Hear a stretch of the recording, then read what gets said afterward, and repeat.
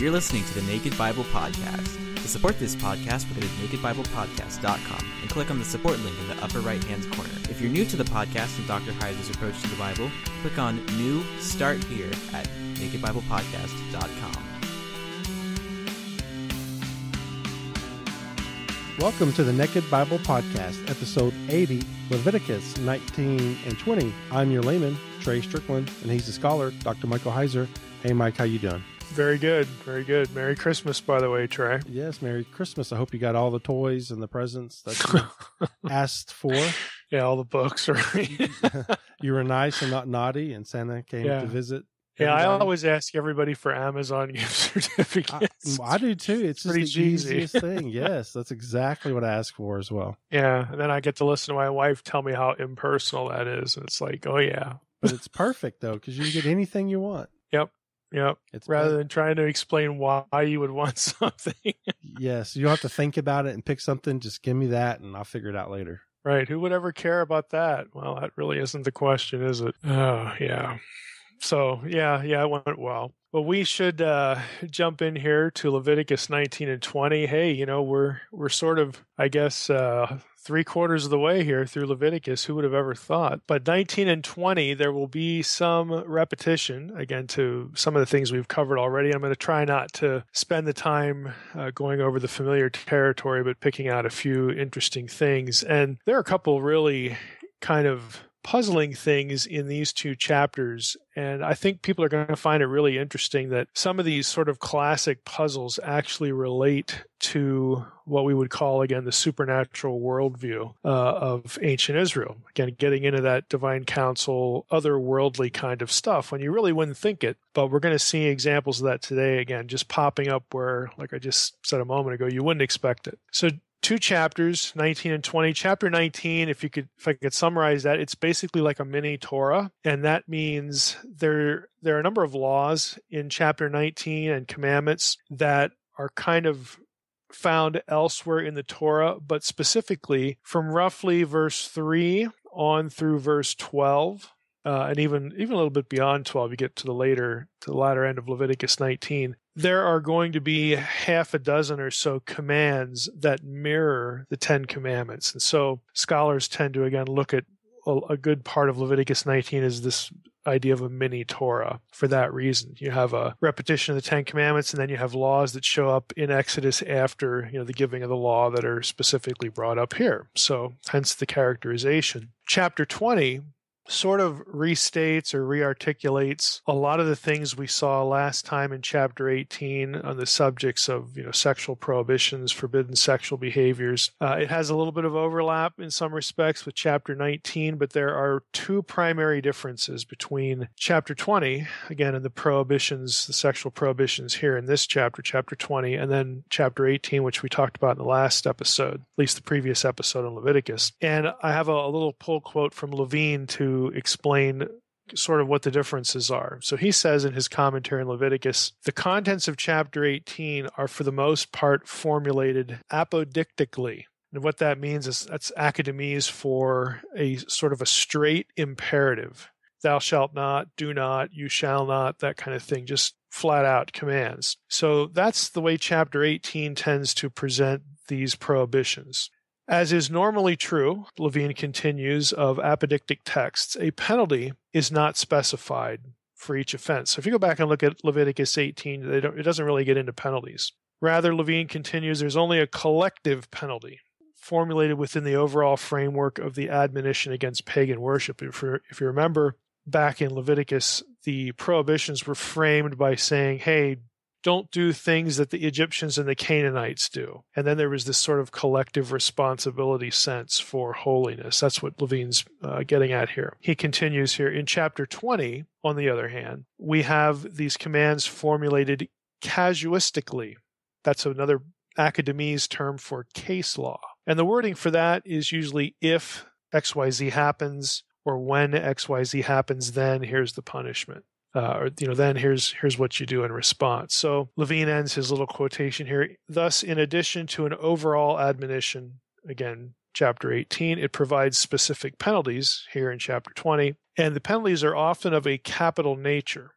but each offense, is going to get some sort of penalty. So moving on from Levine, this I'm not going to spend a whole lot of time on comparing the apodictic section and the casuistic section, because again the commands are basically the same. It's just the penalty is the issue, and we will talk about the penalty. But that's only the first difference between chapters 18 and 20. There's a second difference, and that is chapter 18 is again sort of oriented by it presents a rationale for the commands in terms of what the Canaanites and what the Egyptians, I'm just trying to rhyme there, what those pagan cultures, pagan civilizations, Gentile civilizations do. And in the first 3 verses of Leviticus 18, again, that's what the content says. Hey, don't do like these cultures do. Chapter 20, on the other hand, is focused only on Canaanite context, only on Canaanite religion. And we'll hit a little bit of that when we hit chapter 20 in the first 5 verses. Now, what that means, again, just by way of a general introduction, and I thought I'd throw this in because there are some people I know who follow the podcast, the blog, they're interested in these sorts of things. But since you have the same laws, the same commands in 2 different chapters, but one is framed by Canaan and Egypt, and the second one is framed by Canaan, scholars will tend to look at things like that and say, okay, it looks like these respective chapters were written at different periods of Israelite history. Again, you take that for what it's worth. But in chapter 18, if we have Egypt and Canaan, that really reflects the Mosaic context, the Mosaic period, because you have the Exodus from Egypt, then you're going on into Canaan. Whereas chapter 20, Egypt's not even in the picture. And so it seems to, again, be framed by a later period, maybe during the monarchy, after they're in the land, that kind of thing. Specifically, Molech worship is focused on in chapter 20. And again, the idolatry was a big problem during the monarchy. Molech, again, gets mentioned in the prophets, that sort of thing. And so these are the sorts of things that lead scholars to wonder about the time of composition of certain portions of the Pentateuch. So it's not all, sort of like, again, source critical theory and that kind of thing. There are actually things in the content of books of the Torah that make people wonder, well, why is it this and that? Or this versus that? Why do we have the sameness and then yet we have a difference? And in this case,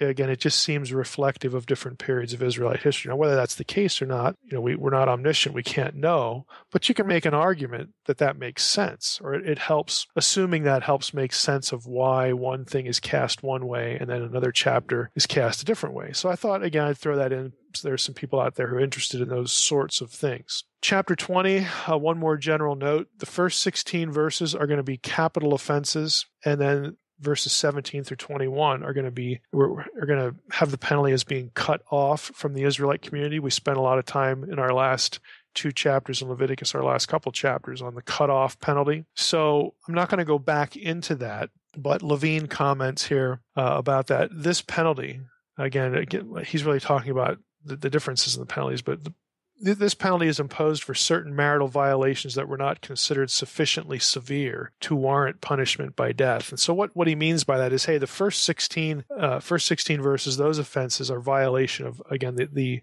what we talked about last time, sexual relationships between members of the nuclear family, the immediate family. And since those were viewed as more offensive, then they get dealt with more harshly, capital offense, whereas the other ones, again, other violations that occur with people not included in that inner group, again, you get this penalty of being cut off from the Israelite community. And again, we talked about that last time, how that might be exile and that sort of thing. So again, there are differences there. Just wanted to throw that in because, again, some people I know are interested in those sorts of things. But let's jump into chapter 19, do some specific things. I'm going to read the first 4 verses. So let's just jump in here. And the Lord spoke to Moses, saying, Speak to all the congregation of the people of Israel and say to them, You shall be holy, for I, the Lord your God, am holy. Every one of you shall revere his mother and his father, and you shall keep my Sabbaths. I am the Lord your God. Do not turn to idols or make for yourselves any gods of cast metal. I am the Lord your God. Now, the first thing I want to park on here is this statement, and we're going to actually come back to it a little bit later, but every one of you shall revere his father and his mother. Of course, what it actually says, it inverts those. See, we're used to putting father ahead of mother, like it occurs in the 10 Commandments and other things like that. But here we have, every one of you shall revere his mother and his father. They're reversed. literally, it's every one of you shall, or each one, his mother and his father you shall revere. Again, so even in the original, the mother is placed before the father. Again, this is kind of unusual. And commentators think that in this case here, it's deliberate. The mother precedes the father, whereas, again, the father usually comes first. Again, that's usually what we think of. Then that's what you'd expect, again, in a patriarchal, patrilineal society. When you actually go back and look at the commands, though, honor thy father and thy mother, you have, the expected father first order. And scholars look at this and say, what's probably going on here, the reason for the change in order, is that the two statements need to be understood together. And so that the two statements amount to an equal estimation, an equal exaltation, an equal honoring of both parents. So someone in Israel could not get away with saying, I just offended my mother, but not my father. It would have been worse if I'd offended No, you can't do that. Even in the patriarchal culture, because again of the inversions of the word order, again, most scholars are going to say we need to understand these together. And each parent was put at the same level in terms of honoring them for the sake of, avoiding punishment or just in general pleasing God, that sort of thing. So we're going to come back to this father and mother honoring point in a bit, but I wanted to start off by saying that. We continue on in Leviticus 19, verses 5 through 8, talk about the peace offering. Again, that's not territory we're going to revisit. From about verses 9 through 11, you get, again, some things about what to, when you're gleaning in the field, you leave some for the poor. Don't strip your vineyard bare, verse 10. Again, a provision for the poor. We're going to come back to this when we hit some of the Jubilee legislation, that sort of thing later in the book. So I'm not going to camp on it now. But in verse 11, we get thou shalt not steal. Again, very familiar. Again, this is a mini-Torah. And in verse 12, we get this line, you shall not swear by my name falsely, and so profane the name of your God. I am the Lord. Now, again, this harkens back, to some of the familiar language of Torah and the Ten Commandments about lifting up, taking the name of the Lord thy God in vain. Here, the verb is changed to swearing falsely. And swearing is the language of entering into an oath. Again, we have here in verse 12 a parallel to the third commandment. And notice, again, I thought I'd throw this in too. Notice, neither of these commands say or forbid taking an oath by God's name. In other words, it doesn't say you shall not take an oath by God's name. It says don't take an oath falsely by the name of the Lord. Okay? And so the idea is that since this, especially here in Leviticus, when you have this swearing language, which is the language of covenant or the language of agreement, making agreements that are, binding in some way. If you swear by God's name, that in effect brings God into the proceedings as a witness. It makes God party to the agreement. And so God naturally wants no part of a false agreement. And the result of that is profaning the name of your God. In other words, you treat God's name as if it were not holy. And we've talked before about name theology, that the name of God isn't just this abstract, consonants or kind of, pronunciation of particular. It's more than that. It refers to God's person, God's presence, his identity. Okay. So when you swear falsely by the name of God, you bring him into the agreement and you're not going to keep this thing, or you end up just, sort of just treating it as a light thing, a contemptible thing, and just not honoring it. You have brought God into the process. You've brought God into the agreement. And again, God wants no part of a false agreement. It treats him, not just his name. Again, we're not worried about revering consonants here. We're worried about revering a person. Okay, Yahweh of Israel. It treats him as if he were not holy, as if he were not distinct, as if he were not special. In other words, you treat him like you treat him with contempt the same way you would treat an equal or a lesser person with contempt. And God is not your equal. God is not your lesser. He is your superior. And he's far superior. He does not want to be represented by anyone who is corrupt. He does not want his own renown diminished. Okay. So when we enter into agreements, we need to be careful to obey an oath that involves making, saying God is my witness or something like that, because we want to sanctify God's name. We want his name to be elevated. We want, when people think of you, they think of you in good ways, and they would think of your God in good ways, that sort of thing. Again, not to just make it mundane or drag it down. That sort of thinking, that sort of thought goes behind it. Now we continue on in Leviticus 19. We've got in verse 14 something interesting. Well, I'll just go back to verse 13. You shall not oppress your neighbor or rob him. The wages of a hired worker shall not remain with you all night until the morning. In other words, pay people what you owe them. Verse 14, you shall not curse the deaf or put a stumbling block before the blind, but you shall fear your God. I am the Lord. Again, the point of this is one of the few instances where physical handicaps are brought up in the text, and specifically the treatment of people that are in these situations. So the point is not, obviously to restrict good treatment of the handicapped only with respect to these two handicaps. That would be kind of silly, but rather the point is you're not supposed to prey on someone by using their weakness or their handicap against them.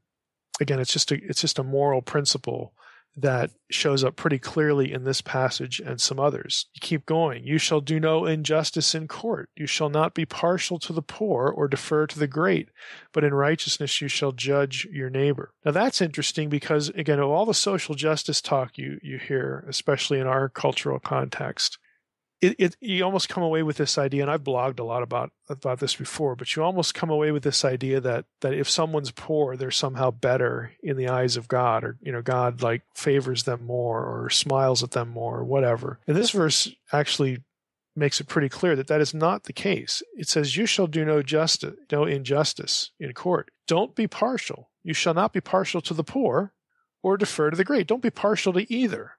In righteousness shall you judge your neighbor. So there's not supposed to be any favoritism at all. Even, if someone is in a certain situation where you're naturally, at least if you're human, you're going to be instinctively sympathetic towards someone because, again, of their situation, their poverty, and who, might really need help. But if it's unjust, if you're actually crossing a line of justice to help that person at the expense of someone who doesn't need as much help, it's still an unjust act. So the point of the Torah is that there should be no favoritism at all. Everyone should be viewed equally in this setting. And this is actually stated again in Exodus 23:3. Again, that's going right back to that section that's after the Torah is given on Sinai. Exodus 23:3 says, nor shall you show deference to a poor man in his dispute. In other words, just because he's poor doesn't mean he wins the dispute, doesn't mean he gets treatment that would result in injustice to someone else. Now, of course, there's plenty of laws in the Old Testament about the reverse, about oppressing the poor. But the reason I bring this up is because typically in this discussion, that's the only thing that's discussed, the laws about oppressing the poor.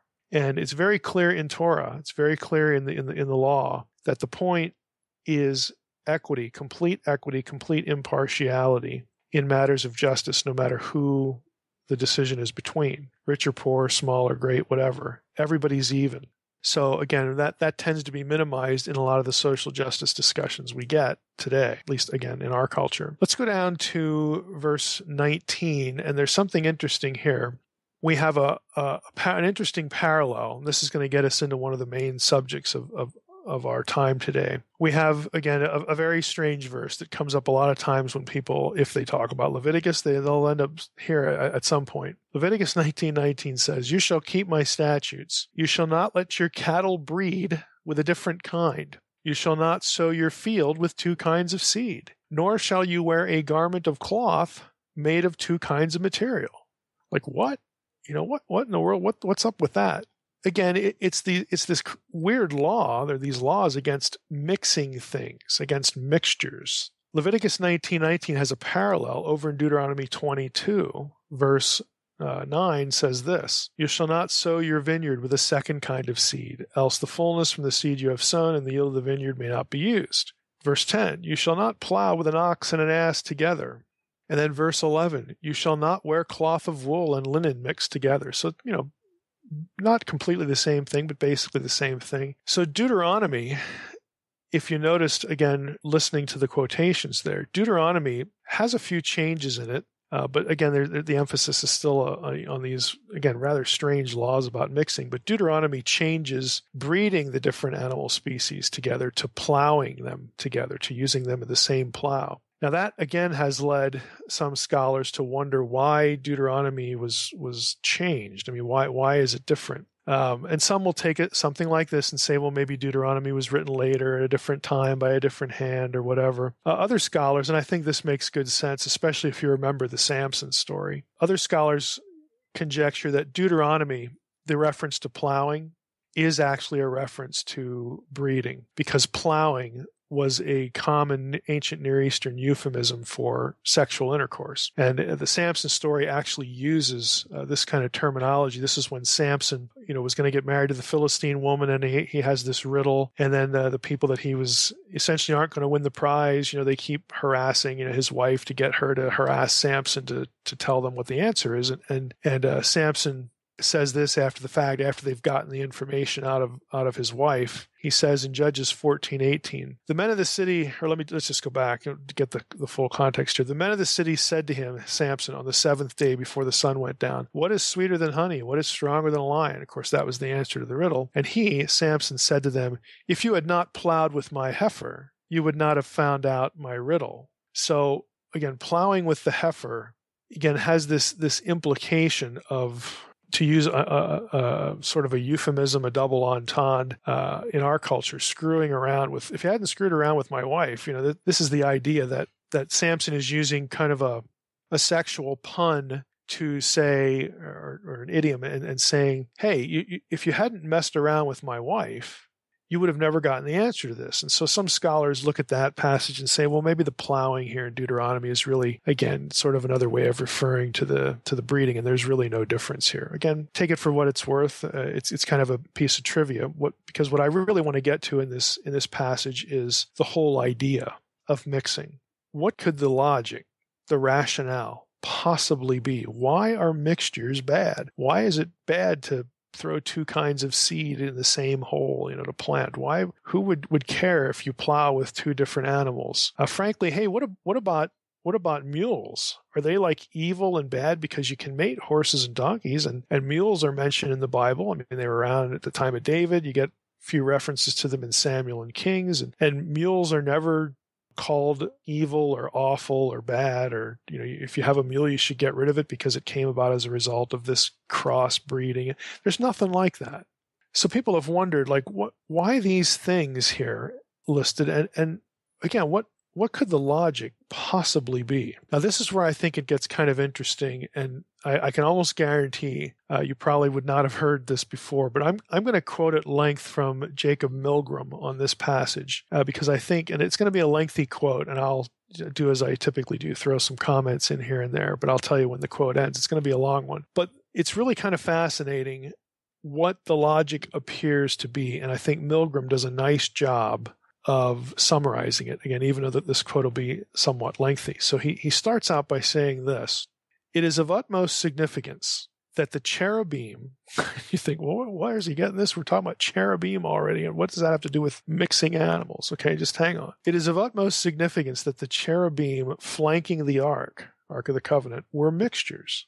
Okay, we get, again, descriptions of cherubim in Ezekiel. Again, whenever they're fully described, they have different parts. They're mixtures. And Milgrom continues, he says, they're mixtures, as were the divine guardians in Mesopotamia, which is, Karuv is an Akkadian word. It's where the cherubim idea comes from, Mesopotamia. If you go back and look at the artwork, again, they're these mixed creatures, different animal parts, even mixed with humans, okay? Milgrom says, this is the initial indication which will be corroborated in the two following prohibitions. And he's in this passage that we're in here. This is the indication that mixtures, catch this, mixtures belong to the divine realm, on which the human being, except for divinely designated persons like priests, may not encroach.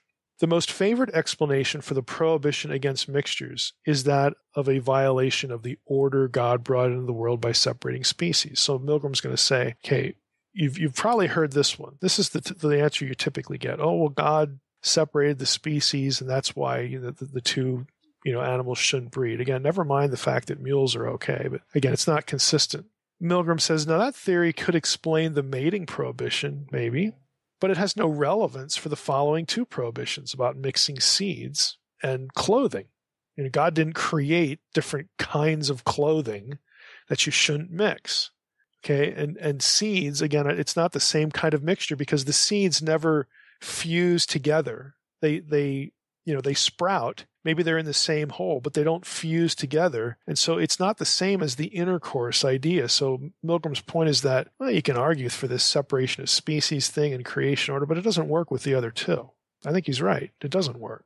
He continues in his treatment. As intimated above, the most plausible explanation, in my estimation, is that mixtures belong to the sacred sphere, namely the sanctuary, again, sacred space, as do its officiants, the priests. Thus, the lower cover of the tabernacle and the curtain closing off, again, that part of the sacred enclosure, are a mixture of linen and wool. So you actually have a mixture of the two fabrics in the tabernacle. The high priest's ephod, breastplate, and belt contain the same mixture as well. Exodus 28, Exodus 39. The tabernacle curtain was Exodus 26. Milgram continues, for the ordinary priest, this mixture is limited to his belt, Exodus 39:29. And the Israelite is conceded this mixture by the insertion of a single blue thread of wool in his linen tassels, as recognized by the rabbis. Since linen is flax, blue must be wool. And as astutely perceived by Bechor Shor, again, another authority he quotes, quote, it is as if the tassel served the layman as a royal scepter. In other words, having this one tassel go through the clothing of the average Israelite sort of made them part of the more sacred group, even though they were lesser. Again, they're still the people of God. They're still going to be able to, again, if they're pure, they're still going to be on sacred space, or at least parts of it. Then ordinary priests, again, have a little bit more of the mixture in their belt. But again, the high priest has mixture all over the place, because he's the most holy. He's the closest to the sacred area, the most sacred areas. So the argument here is that this mixing of cloth, this mixing of textures was, again, something you would associate with sacred space. He continues, Milgram continues. Shor sees an analogy between the violet cords of the layperson's tassel and the high priest's turban, again because of the descriptions, Exodus 28. However, the high priest's violet cord is only an accessory to bind the holy gold plate to the turban. It's not as big a mixture deal as some of the other things he wears. Nonetheless, a connection between the two can be deduced. Whenever Israel sees the blue thread in any of his tassels, the high priest's tassels, or their own tassels, or any of the high priest's garments or the Israelites' own tassels, he is reminded of the blue cord banding the plate that bears the inscription, Holy to Yahweh, again on the high priest. And thus he is constantly called, by virtue of looking at his clothing and getting this reminder in his head, he is constantly called to seek holiness by fulfilling the divine commandments. Again, the point of what Milgram is saying is, if you look at what the high priest wears, what the normal priests wear, and what the average Israelite wears, even though it's only one thread running through their garment, they're mixtures. And they're mixtures to degree. The greater the degree of mixture, the closer to the most holy place that person can go. And so the mixing of the cloths is about sacred space. Now we'll go down a little bit in what Milgram says. He says, of the three colors in the tabernacle curtains and priestly clothing, the blue is always listed first, thereby signifying its greater importance. Exodus 25, 26, so on and so forth. Note, however, that its primacy breaks down in 2 Chronicles 2:6. Furthermore, the high priest's robe and the uppermost ark cover are composed of techelet khalil, pure blue, indicating the high priest's unique responsibility to officiate in the inner sancta and on Yom Kippur to enter the Holy of Holies. Even more telling evidence of the higher status of the blue over the other colors is that a dark blue cloth covers all the inner sancta, all the objects, again, in the holy place, during the wilderness journeys. But only the ark is covered on top with a blue cloth, again, as a symbol of the divine presence. It is crucial that it always be visible. The blue cloth, is to be kept visible, again, because that's linked to the divine presence. Whereas the inner sancta, the table, the incense altar, and the menorah, are bedecked with fewer cloths, the uppermost being of leather. Again, Numbers 4, various verses there. Thus, the priestly command to add a blue thread to the fringes that must be worn by all Israelites indicates avid desire to inspire all Israelites to aspire to a life of holiness, the theme of this whole chapter. Above all, Milgram continues, this explanation clarifies the insertion of this prohibition in this chapter. Again, Leviticus 19. Israel is commanded to be holy, but is warned that it is not allowed the privilege of breeding different animals, sowing mixed seed, or wearing fabrics of mixed seeds, for these are reserved for the sacred sphere, and, in the case of clothing, to the priests. The mythology of the ancients was rife with mixtures, hybrid animals, cherubim, guarding temple entrances and flanking royal thrones, gods mating with humans, Genesis 6, animals are changing into human form. They are biblical allusions to this background, as in the myth of celestial beings mating with earth women. He quotes Genesis 6:4 there, or 6:1 through 4. Cherubim exist in Israel's cult, more precisely, inside the sanctuary, in woven form on the inner curtains, and the veil of the tabernacle, carved on the inner walls and doors of the Solomonic temple. Find cherubims again, and in sculpted form inside both sanctuaries. Being ensconced inside the sanctuary, all these cherubim were visible to only priests, and the cherubim inside to no one, who were admitted to their presence because they too, wearing garments of mixed seed, symbolically became cherubim. In other words, they could join the heavenly entourage, is the way I would put it. They were qualified, again, to penetrate the sanctuary, to attend the service of Yahweh. Again, the cherubim themselves, back to Milgram, however, were not visible to the laity. They could not become objects of worship. It's just, you don't really think about this stuff until, again, you actually start thinking about things that, objects, in this case, cherubim, furniture, cloths, and how the cloths are made and what color they are, and where those things are used, i.e. sacred space. When you start to notice that, hey, a lot of that stuff, and frankly, just that list that Milgram went through is fairly thorough. A lot of this stuff would sort of violate Leviticus 19 because it's made of mixture. And so the idea here that Milgram is trying to communicate is that mixtures characterize holiness in the sacred space, in the sacred sphere, and those people authorized to be in that space. The laity can't penetrate that far because they have, again, less mixture. That their clothing is a signal to them. Yes, that you're part of a holy people. You do have the blue thread going through your garments, but you are not a member of the priesthood, and you can't cross certain boundaries. Your clothing, think of it as a uniform. Your clothing identifies you with where you should be and shouldn't be. Again, Milgram says, this is no different from the cherub guarding the entrance to the sacred garden, so armed Levites guard the entrance into the sacred enclosure. Again, it's just another parallel he mentions. Unauthorized encroachers must be put to death. Numbers 1, Numbers 3, Numbers 18. He quotes a bunch of passages here. Again, I think there's something to what he's saying here. I think we can boil it down to a generalization like so, that these laws against mixtures, whether they be animals or mixing the seeds or, again, the cloth, the clothing items, the principle to focus on is the mixture itself, not what is being mixed or prohibited from being mixed, but the focus is on the idea of mixture itself. Since mixture is approved in the Torah for sacred space, again, and it had something to do with each area of sacred space, the people who were allowed to occupy those areas, the sacred objects, what they were covered with, again, the veils, all that sort of stuff, to communicate the idea that, again, these areas are distinct. These areas are special. Sacred space is different than common space. People who are allowed on sacred space are different than people who aren't. God has chosen the priests from the tribe of Levi and then Levites to do certain things. He has not chosen the other tribes. To enforce this idea sort of in a sweeping way, or in a redundant way might be a better way to say it, through the congregation, these prohibitions in Leviticus 19 and Deuteronomy later are given to remind people that mixture is associated with sacred space. These are visible reminders, and they're reminders that are drawn that affect everyday life: plowing,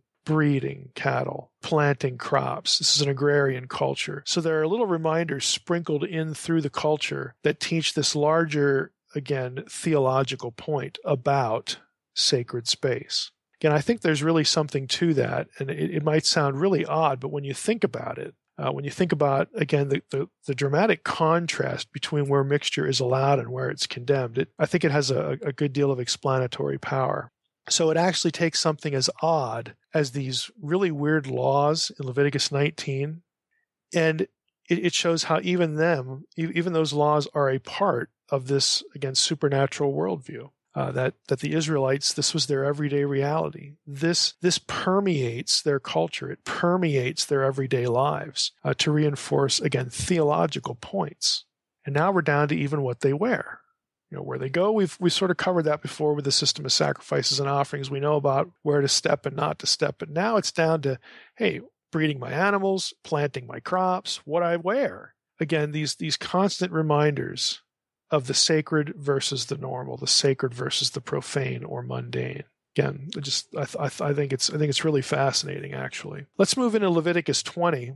The rest of Leviticus 19, again, is just largely going to be laws we've already talked about before or will talk about. I want to spend a little time on Leviticus 20 because of the capital punishment issue, and also, again, just some of the logic, that goes with this. We've already talked about being cut off, so I don't want to drift too far into that, but we'll try to focus on a few things that are associated with capital crimes here. So in Leviticus 20, let's just start with the first 5 verses. The Lord spoke to Moses, saying, "Say to the people of Israel, any one of the people of Israel or of the strangers who sojourn in Israel, who gives any of his children to Molech." Again, here's this Canaanite context. "Anyone who gives any of his children to Molech shall surely be put to death. The people of the land shall stone him with stones. I myself will set my face against that man and cut him off from among his people, because he has given one of his children to Molech to make my sanctuary unclean and to profane my holy name. And if the people of the land do at all close their eyes to that man when he gives one of his children to Molech, and do not put him to death, then I will set my face against that man and against his clan, and will cut them off from among their people, him and all who follow him in whoring after Molech." So this is pretty severe, and we talked about it a little bit last time, that you have a death penalty, and then on top of the death penalty, it's this, I'm going to cut you off from your ancestors and your descendants in the afterlife. I mean, you're not going to be, go to be with, quote, your people. I'm going to cut you off here, the death penalty. I'm going to cut you off out there in the afterlife too. I mean, this was a very severe thing that, again, just what you have here is you have 2 capital crimes sort of boldened or rolled into one. You have idolatry, which was itself a capital crime, and you have murder.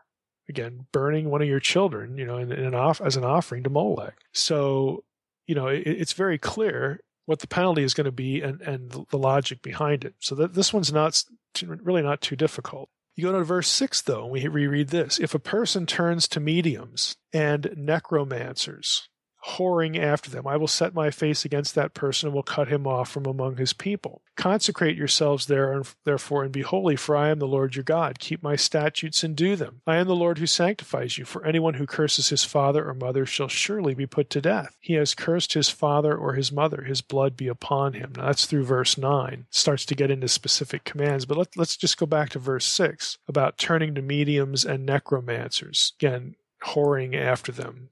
In Leviticus 19, mediums and necromancers were also brought up. Okay, I waited to get to this point to read it, but verse 31 in chapter 19 said this: "Do not turn to mediums or necromancers, do not seek them out, and so make yourselves unclean by them. I am the Lord your God." Later, in Leviticus 20, okay, we had read verse 6, verse 27 says this: "A man or a woman who is a medium or a necromancer shall surely be put to death. They shall be stoned with stones. Their blood shall be upon them." Now, again, what you have here is you have a reference to the people who are doing this thing and people who are consulting with people who do that thing. Again, there's the medium and the necromancer, the ones who are communicating with the spirits. The term for medium is ovot. If any of you have read my article on the Old Testament response to pagan divination, and I'm going to give that to Trey, and he can post that along with this episode. I recommend it because it gets into, again, what the logic is and why biblical people, I mean, there's this whole list in Deuteronomy about divination, things you're not supposed to do. And some of them, necromancy is not among them, but some of those things are actually okay later on and are used by godly prophetic figures. And my article is about, well, why is it that some of this stuff is okay in some contexts, in other contexts it's just all horrible? What's the deal? And it has to do with solicitation of divine knowledge and really the approval of who a true prophet is.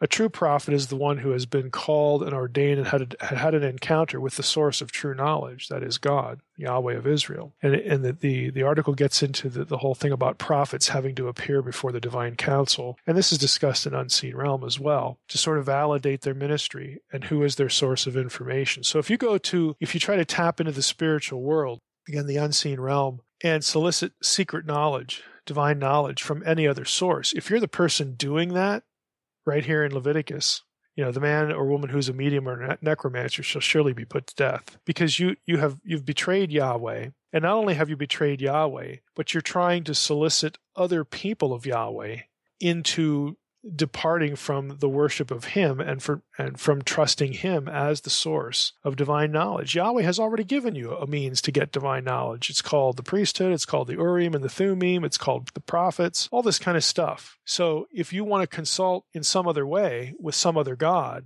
then that's a betrayal. And again, that's the logic of that. Now, it's a little less severe for people who try to get that information from the people who are doing that. Again, Leviticus parses that a little bit differently. But again, the logic is a betrayal, not only of Yahweh, but trying to solicit and seduce other people to depart from Yahweh as their God, as the truth, as the source of truth and divine knowledge, that kind of thing. So hence these commands, whether they be here in Leviticus or Deuteronomy. So what it comes down to is this activity is a form of idolatry. It's soliciting divine knowledge, again, presuming other gods are more truthful than Yahweh, are better sources of truth than Yahweh.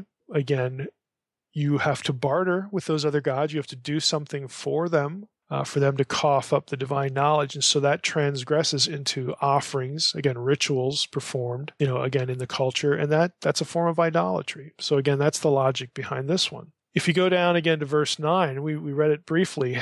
Anyone who curses his father or mother shall surely be put to death. He has cursed his father or mother. His blood is upon him. This verse 9, begins the list, or the bigger list, of death penalty offenses in this chapter. Right around, it goes down to about verse 16 or so. And Milgram notes in this regard, and I think this is really kind of interesting. He says, the fact that a law regarding dishonoring parents heads a list of prohibited sexual unions, because that's where the list starts. Verse 10 jumps into adultery, and then we get incest, we get homosexuality, we get all this other stuff that we've seen before in Leviticus 18. Milgram says the fact that this list of death penalty offenses is led by a law regarding the dishonoring of parents is hardly an accident. On the contrary, it is crucial in understanding the provenance of the entire list. He says, it reflects a patriarchal society that relates all familial relationships by the twin principles of consanguinity and affinity back to one's father and mother. We talked about this last time in the previous episode about how sexual relationships were allowed or condemned based upon, again, who's in the inner group, the immediate family, and who's in the other group. Milgram says, again, this, having the list start this way, directs our attention to the unstated premise that dishonoring parents, that is, the breakdown of obligations to one's father or mother, specifically in relationship to not violating sexually the people in your inner family and thus destroying the family. The breakdown of obligations to one's father or mother, that leads, according to Milgram, what he says, that leads to the breakdown of relationships with the other members of the familial chain.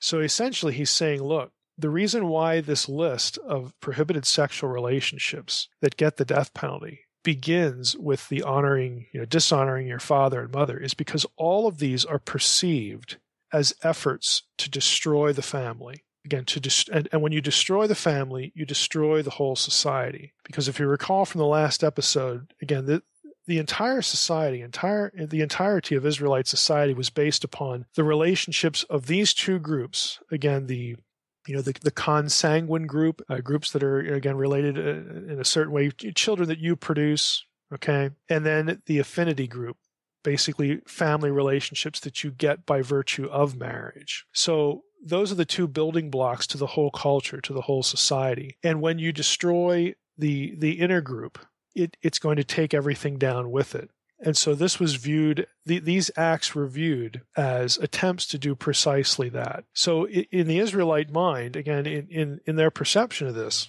if you have a person doing this, they're not just doing it because, oh, I think that woman is hot, even though she's too closely related to me. Let me gratify myself. Get out of my bedroom, that kind of thing. No, that isn't the logic. The logic is you're doing that knowing full well that the result of what you're doing will destroy the family unit and will encourage other families to destroy the family unit. You are attacking our very existence as a people and as a culture. In other words, you're trying to undo us. Again, it's going to sound kind of, to our ear, maybe a little bit really odd. But if you have a bunch of people doing this, to the Israelite, it would look like you're trying to exterminate us as a people. Because this is going to be the result, the intermarriage, the violation of the family. You are trying to literally destroy our culture. And it's another means to erase us, not just as a holy people devoted to Yahweh, but as a people. Because if these boundaries are not observed, everything's going to break down because of all the things tied to it, not just theology and religion, but property, the ability to sustain yourself, to the ability to stay alive, because if the family units are broken apart, it's very easy to deny women and children, especially. They're the real victims here. It's very easy to deny them livelihood and provision and sustenance because this is a subsistence culture. Now, it's going to grow into an urban culture eventually when they get settled in the land. But at this point, this is an agrarian culture, not much beyond a subsistence culture. And especially if you're a woman and a child, if you don't have a man who will honor their commitment to you because of physical birth, consanguineous relationships. And basically the men saying, well, they're not mine. That's not my wife. It's not this. It's not that. You're toast. You don't have a means of survival unless it's something like prostitution or just a life of crime or something like that. Again, it just breaks everything down. And so it was viewed as extraordinarily these are terrible things to do, again, within that cultural context. And Milgram's point is that this is why the whole list begins with dishonoring your father and mother, because you are attacking. This is where the attack begins. You are attacking the nuclear family. And that's why, for all these things, that person must be put to death, that kind of thing. And it's kind of interesting, the language there that we read at the end, his blood guilt. His blood is upon him. Their blood is upon them. Again, at the end of verse 16, all this language about blood guilt, that tells us, the reader, that people who committed these crimes were not put to death at the whim of the parents. Oh, the mom and dad just get mad and start stoning somebody. That is not the way it worked. It was the decision of an authorized court, of an authorized authority structure. And the statement, let's just go to Deuteronomy 21, 18 to 21. Says this: if a man has a stubborn and rebellious son who will not obey the voice of his father or the voice of his mother, and though they discipline him, he will not listen to them, then his father and mother shall take hold of him and bring him to the elders of his city at the gate of the place where he lives. And they shall say to the elders of the city, our son is stubborn and rebellious. He will not obey our voice. He's a glutton, a drunkard.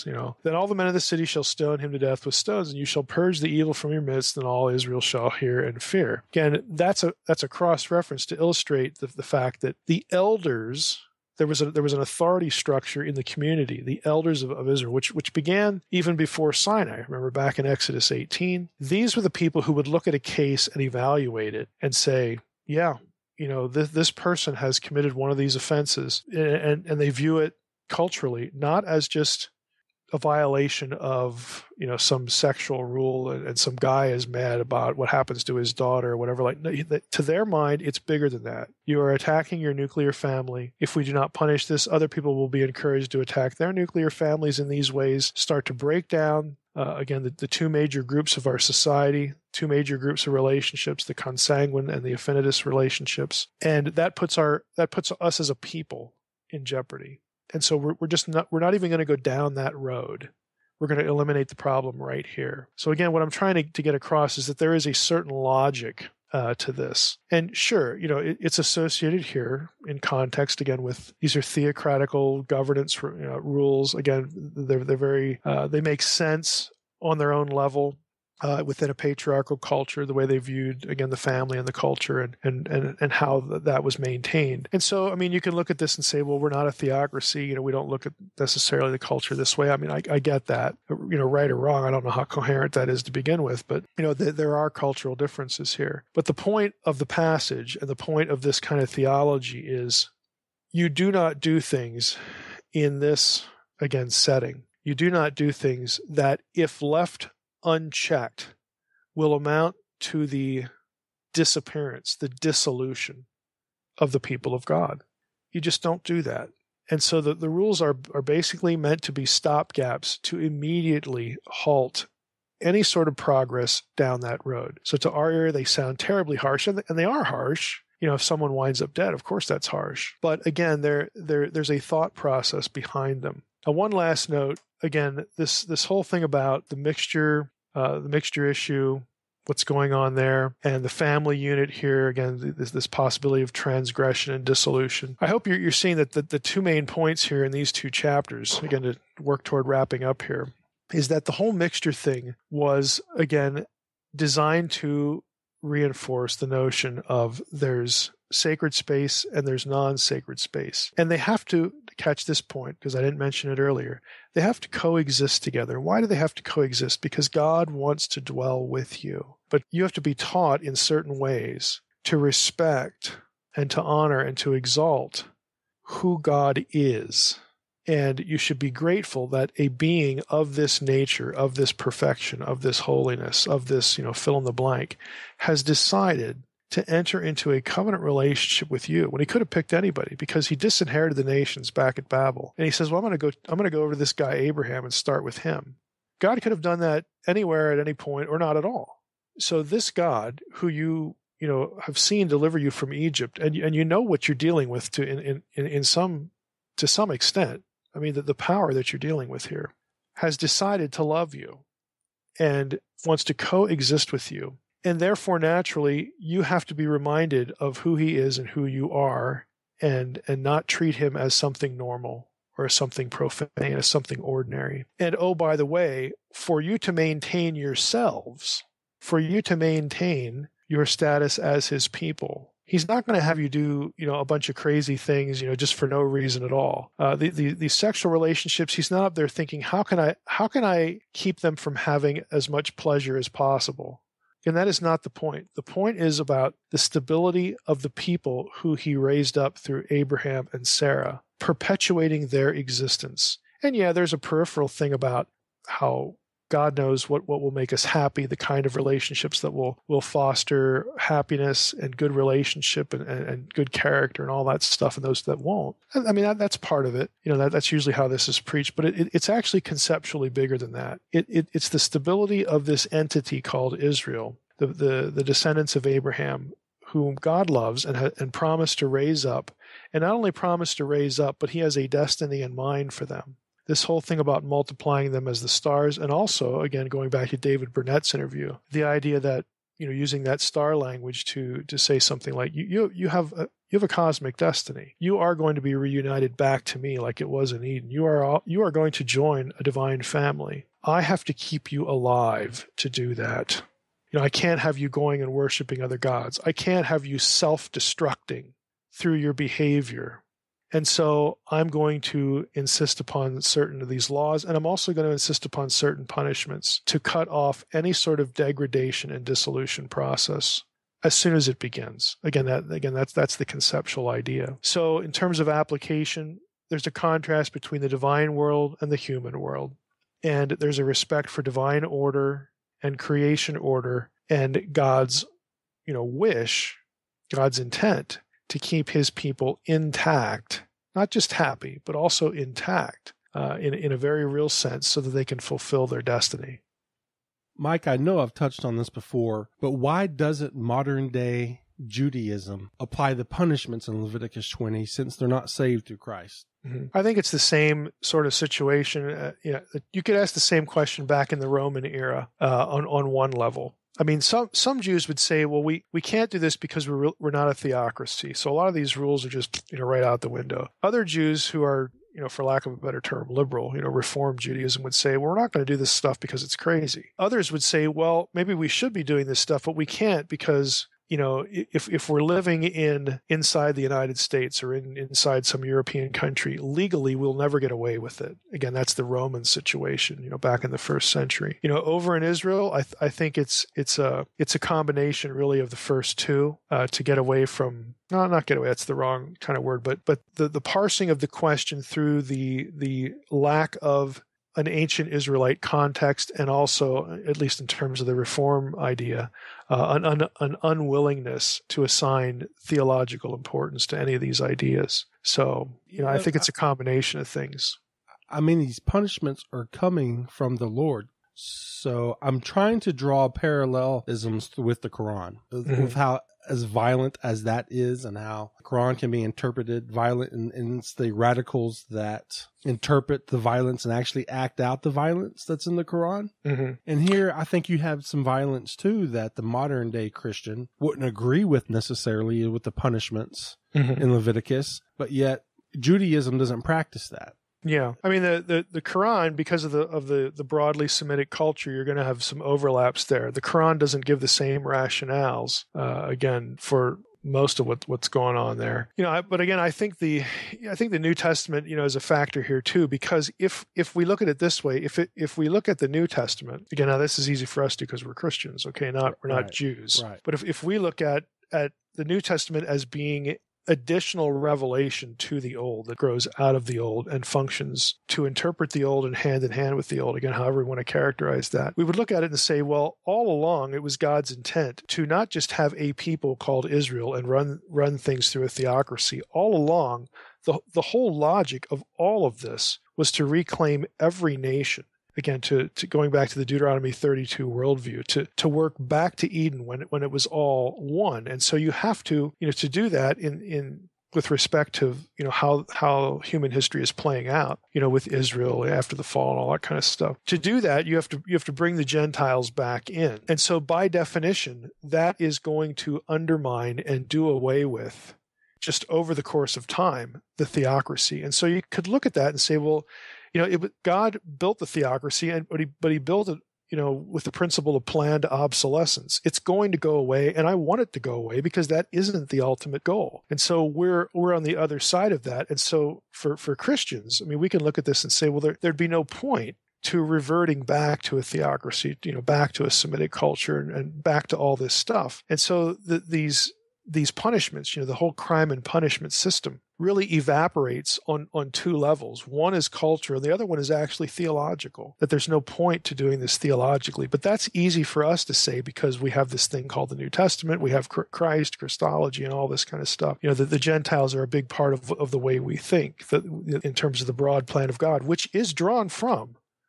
the Hebrew Scriptures. This is not something invented in the New Testament. This is something embedded in the Jewish Scriptures. And since their rejection of the Messiah, this is actually a peripheral impact. It puts them in this situation of asking precisely the question that you're asking. Well, why don't we do this stuff? I mean, shouldn't we be doing this stuff? Yahweh told us to do this stuff. It puts them in this conundrum because of their rejection of the Messiah, which would have led, to a different outcome. So as a really serious Jew, I mean, it's a good question. If the state of Israel was sort of transformed into this ultra-Orthodox state community, would they go back to this?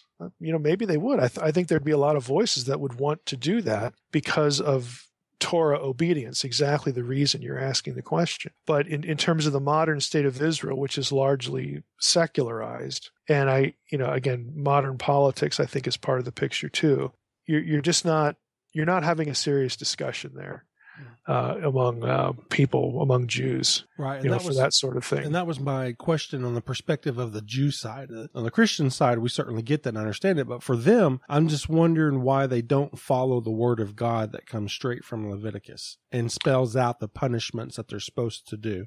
Well, I don't know about Israeli law, but I think Israeli law is probably, I haven't read the Israeli constitution, but I'm willing to bet that they could not, it would be illegal. Again, you'd get the first century situation here again. It would be illegal for a subgroup of the culture, i.e. the ultra-Orthodox, to stone someone, even if they were doing it according to Torah, and that's why it's not done. I would think that it may not be the only reason, but I have to think that's a major reason. Well, do you find that that's what the modern day Muslims are doing? The radicals are interpreting the punishments in the Quran and then actually carrying them out? I mean, couldn't the same type of situation occur here in Leviticus? Well, if you're talking about, when I hear the word radical, I think of terrorist. In other words, you could have the Saudis. Let's just take the House of Saud. Okay, I mean they're going to run. I mean, when my dad was in the military, he was in Saudi Arabia and saw, someone castrated for rape. I mean, they do these things in their culture, but that doesn't mean they're terrorists. It means they're fundamentalists. It means they're literalists. They're Wahhabists. Okay, all that kind of thing. And I realize there's this blurring of categories when we talk how they look at the West and how they look at the United States. I get that. Okay, I'm not a leftist here. I'm just saying that when you use the word radical, someone who's a Saudi who would do something to help us, oppose a terrorist somewhere under certain circumstances, they wouldn't view themselves as having the same political goals as a terrorist would, even though they're going to be very literalistic, when it comes to the Quran. Yeah, fundamentalist. So, fundamentalist, militants, or whatever. And that's probably a better term. Maybe Sharia, followers of Sharia or Wahhabi, Wahhabism or something like that. Yeah, but they that's what they are. They are literally doing these things in obedience to the Quran.